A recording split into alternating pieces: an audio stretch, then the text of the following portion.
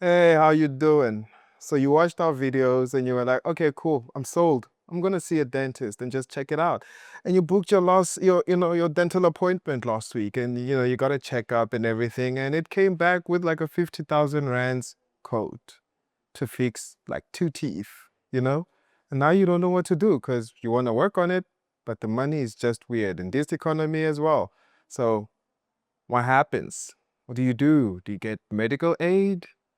Do you upgrade your medical aid? Do you save cash and do the procedure on your own? And what's up with this co-payment? What's up with these gap covers? Why is there a gap in it? You know? So we'll just be having a very casual conversation, not as financial advisors, just our own dumb opinions on this. Okay, so take it with a little bit grain of salt, maybe consult a professional about it, but we'll just be telling you what we think based on some of the things we've experienced here with our patients. And we might not uh you know, give a green light to all of those ideas, but we'll just let you know anyway, since it's just a casual chat. My name is Craig. My name is Surprise. Welcome to Hills Studio, and this is our second episode this year, right? Second. Let's get to it.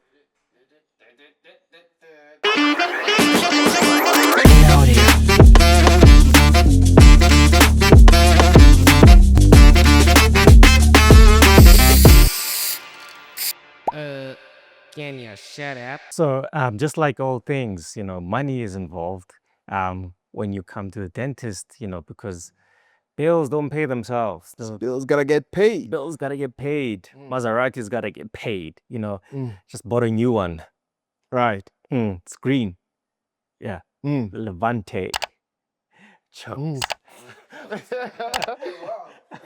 Guys, I come on. didn't even know you like Maserati. No, I don't like Maserati. Well, besides Maseratis, but healthcare professionals are people, and healthcare businesses are businesses. So there is an exchange of goods and services. So now there's also many ways to pay for it. You can pay for it with the medical aid. You can pay for it with your cash. So now there's a lot of confusion about medical aid. Like, isn't medical aid supposed to cover everything? Isn't this supposed to aren't I supposed to just walk into the dentist and Do what you gotta do do. and then just leave and then Mhm. you just say it's on the medical aid? The answer is yes and no. Yes and no. Mm. Yes and no.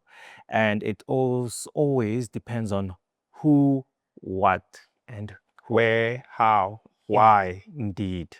all the questions. All the questions.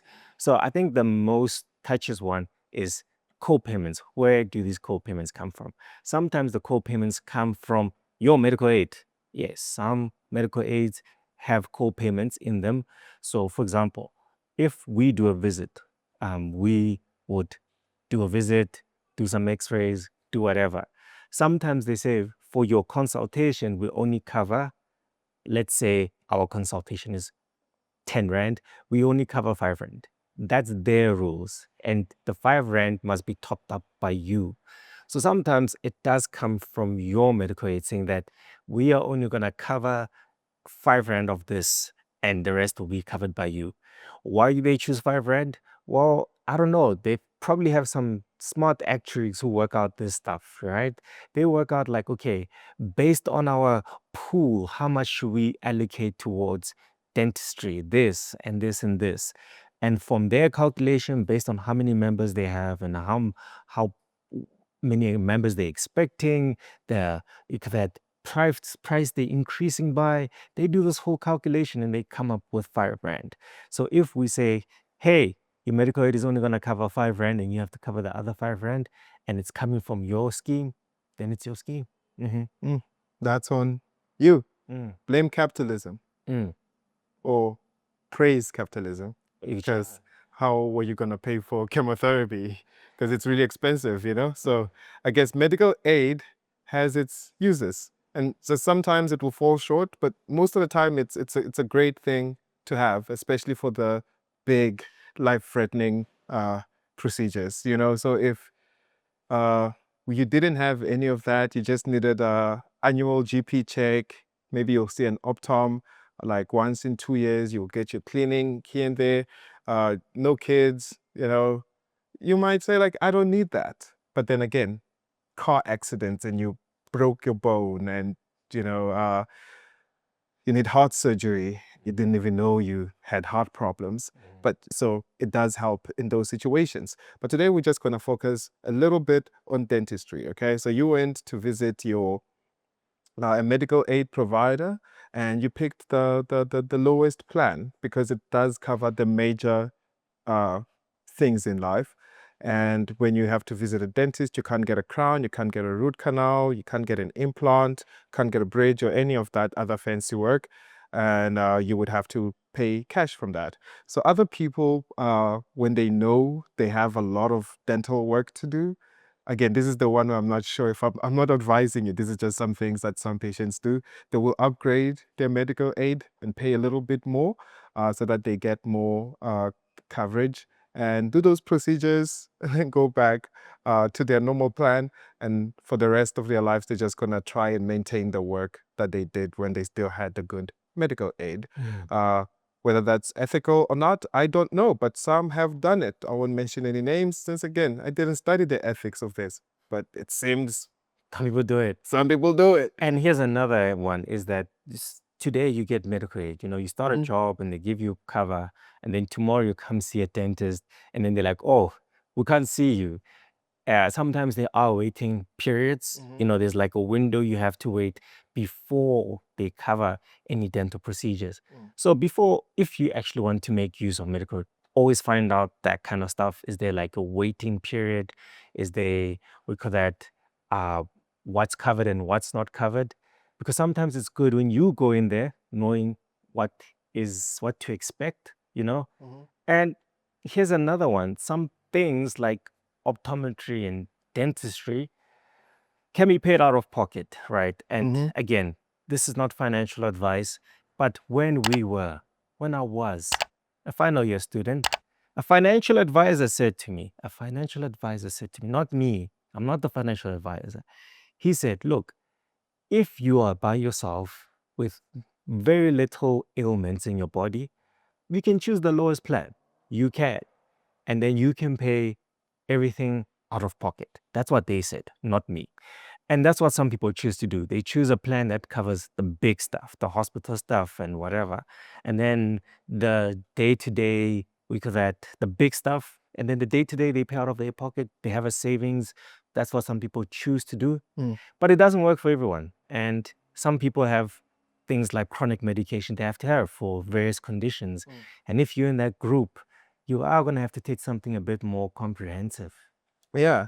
I'm sure you saw when the year started on X, Twitter, that some people were uploading their new medical savings, like, oh, I got 30K to ball out this year on doctors, and others had like 8,000 rands or so just on their savings.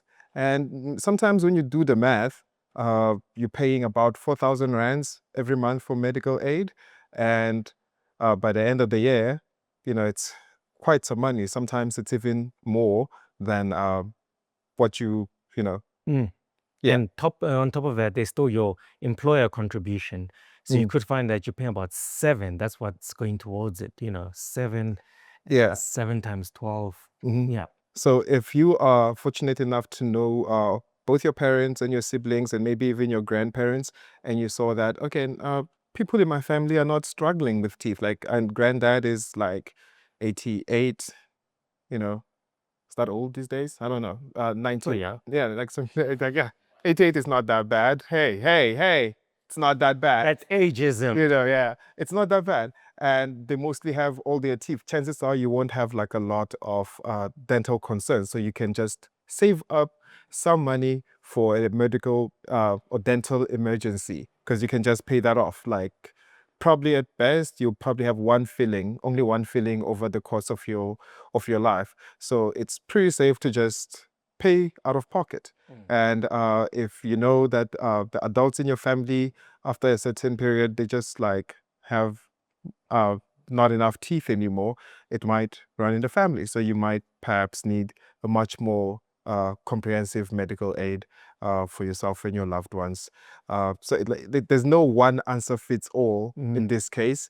It's just you have to pick whether you can afford the cash method, or you can rely on your medical aid. And now, I mean, I think that covers. We could go like into like so much detail about like what plan to choose and which one that would work best for you. But that is very complicated, and it's case by case, and it's like person by person, and there's so many things involving. Sometimes employers do force you to have a certain type of plan, so all those things play a role. But now the question is, why do I have to sometimes pay co-payment when my medical aid covers the full look at that procedure? Mm-hmm. And the word that people are using now is called hybrid. Hybrid. So hybrid model is you take medical aid, and for the procedures you feel is fair, you take it. And then for the ones you feel like you should be compensated a bit more, you fill in that gap with a co-payment. Now, this is not based on sheer greed, but it's based on healthcare inflation, I think, which has beat normal inflation, because I think healthcare inflation is about 9%, 8%, while normal inflation has been about 5%. So that mismatch for a couple of years has meant that the materials, the equipment, everything that we are using has increased about 4 or 3% more than what the medical aid has increased by, or what inflation has increased by. So now there's a big mismatch because, for example, if you buy a pair of like files, which we use for root canals, those don't come cheap. Those come at like sometimes 1,000 for files, and they do have like a limit of how many you can use. So you kind of weigh out all those costs, and if you had to break it down, the material costs is what only the medical aid is only covering the material cost, and that doesn't make sense considering some practices invest in stuff like microscopes. They invest in that top tier material. So to compensate for that, some would have a co-payment. So that's why, for example, one of the guys we know charges about 10,000 for a root canal, right? And again, very skilled, like he lectures and Yeah. everything, and uses microscope and uses lasers.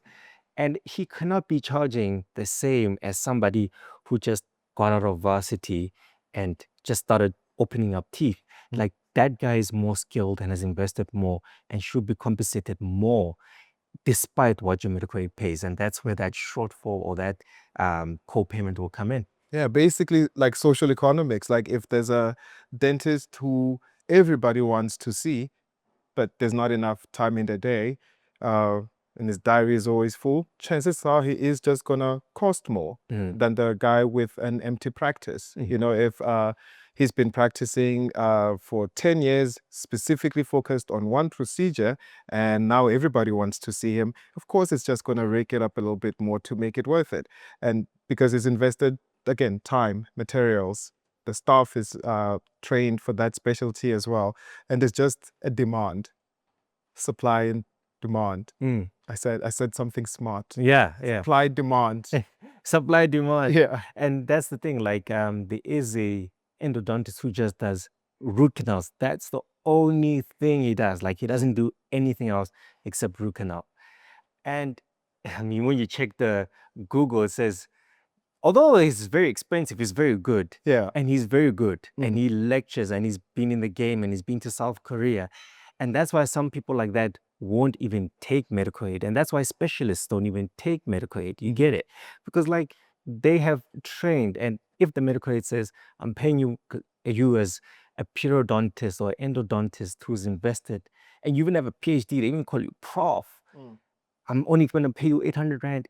It doesn't make sense. You know, like True. it doesn't make sense. Yeah. Like you are, and that's why the specialists don't take medical aid. It's not because they're greedy. They've just spent so much time investing in their craft, investing in the equipment and updating themselves that if the medical aid says we're going to pay you, look at that for your consult 900 and they feel they consult is 3,000, they There will said, be exactly. Also, like it's environmental. Imagine in Cape Town, everyone's talking about like all those prices and how much rent is. So probably a dentist in like Camps Bay is paying maybe 60,000 rands for just like a small space, and that small space in Johannesburg would be about 15,000 rands or 20,000 rands, we definitely won't have the same pricing. So it's also just where you are, where you're based, and all of that. Mm. So I guess, again, no right answer for how you can work around it, but hopefully with these options of keeping like cash on the side for emergencies, even if you do have medical aid, you might still have to get that co-payment or gap cover. Gap cover. Yeah. That's where gap cover steps in, because gap cover Fills in the gap. gaps. Yeah. Because your gap Yeah. gets filled in because now there's a co-payment. And this is not only in dentistry. This is something especially for hospital stuff. There's a lot of co-payments. And that's why now you know why there's all these co-payments. But that's why you might have a procedure done or you might need rehab. And then they say, oh, yeah, but there's a co-payment of like 3,000. That co-payment is not the medical aid being greedy. Remember, the medical aid is just run by actuaries and accountants who do all these calculations and say we're allocating X amount for each individual and nothing more. And sometimes they do go above, but they're doing calculations to protect that risk and protect the pool. Like actuary stuff, I don't even understand. I'm not that Yeah. smart, you know? And it has to be that way because they can't run out of money. Mhm. One day you might have to go see a doctor and they're like, yeah, no, Discovery crashed. There's no money. There's no money in the There's pool. there's no money in the pool. Yeah. And you need that money in the pool. So Yeah. that's some of those limitations. Yeah, and that's why the limitations exist, to protect the pool. And that's where your gap cover will step in to cover those co-payments. But now, knowing what you know, next time you see a healthcare professional and they say, we don't take medical aid, understand why, you know. And if they say they take medical aid, understand why. Different operating. Mhm. And if they say we do take medical aid, but some co-payments, understand why. Yeah. And when we start asking for tips, you just know it's bad for everybody. Yeah. Yeah. Alrighty. So we've spoken about a lot of things in this channel, spoken about money, we've done some dark philosophy, and we've also just done like little dental tips. So do let us know if there's other stuff you would like for us to cover, or if there's a special subject that you enjoyed and we could just like dive deeper into that, because we're a community. We are one. So yeah, thank you for tuning in and enjoy January. It's almost over, guys.